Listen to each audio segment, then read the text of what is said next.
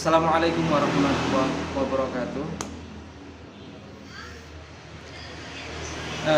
Yang terhormat kepada beliau Bapak dosen selaku dosen pengampu mata kuliah ilmu mantik UIN Abdurrahman Wahid.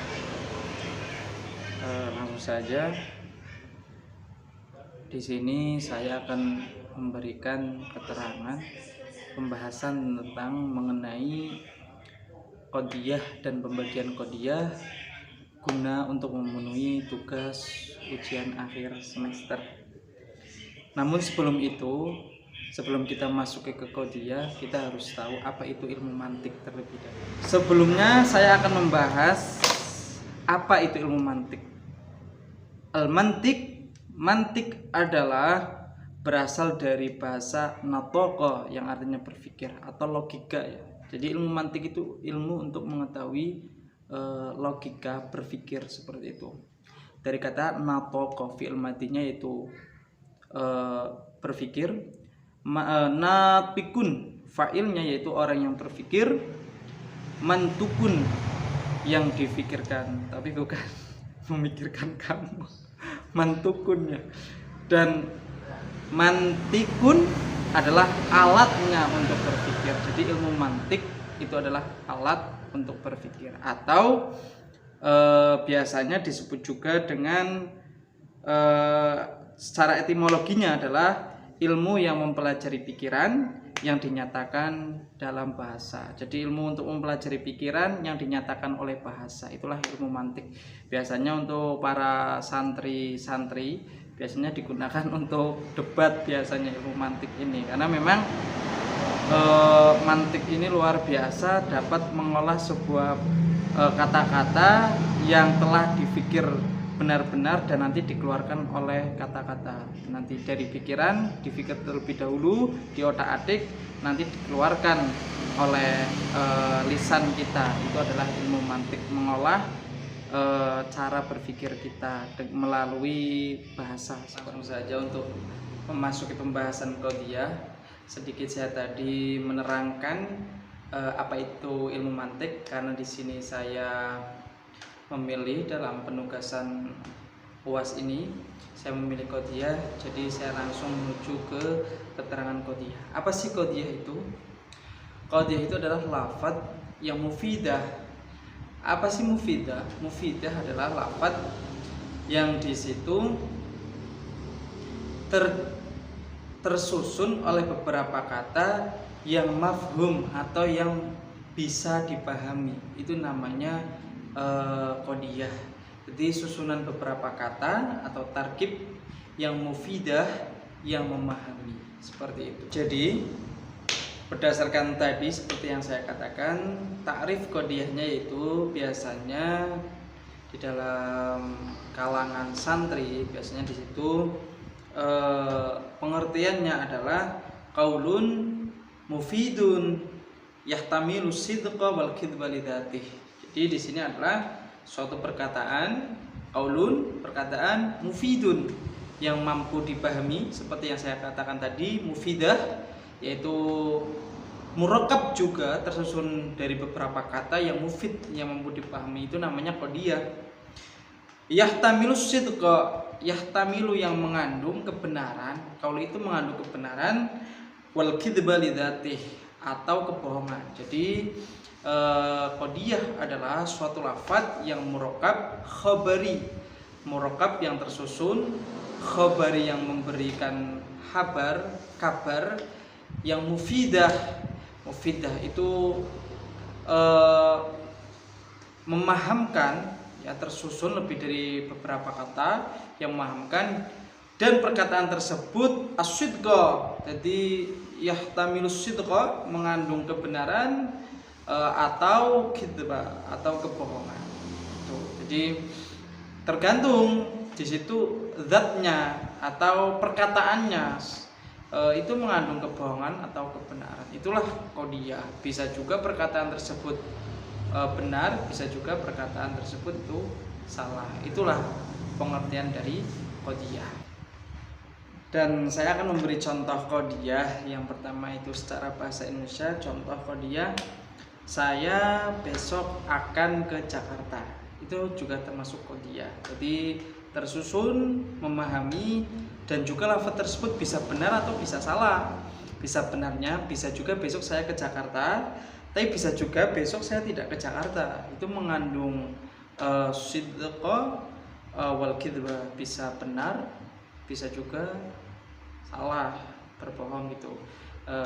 Karena itu termasuk dari mufid, tersusun, juga memahamkan, yaitu murakkab wal mufid, seperti itu termasuk contoh dari qadiyah. Nah, sekarang kita masuk ke unsur-unsur qadiyah. Qadiyah itu mempunyai beberapa unsur, yaitu ada 3 unsur. Yang pertama dinamakan maudhu, yang kedua dinamakan mahmul, dan yang ketiga dinamakan rabit atau penghubung. Secara bahasa Indonesia, maudhu yaitu subjek, mahmul predikat, dan rabit adalah penghubung. Jika kita samakan dengan di kalangan santri atau bahasa Arab, biasanya nahwu menggunakan ada namanya itu maudhu. Maudhu ini biasa dinamakan dengan mubtada atau mahkum alaih, atau bisa juga dinamakan fa'il atau naibul fa'il dan sebagainya. Itu termasuk dari maudhu. Adapun yang mahmul itu di sini fungsinya sebagai predikat. Jika dalam ilmu nahwu biasanya disebut dengan fi'il atau mahkum bih dan sebagainya. Itu termasuk dari mahmul. Dan robitnya biasanya itu dhamir fasl ya, atau kata penghubung dan sebagainya. Secara bahasa Indonesia biasanya dicontohkan seperti ini. Zaid itu berdiri. Zaid sebagai maudhu atau subjek itu menjadi robit atau penghubung, dan berdiri menjadi mahmulnya, yaitu atau predikatnya. Lah, itu kata itu menjadi robit penghubung dari subjek ke predikat. Secara nahwu yaitu zaidun qaimun.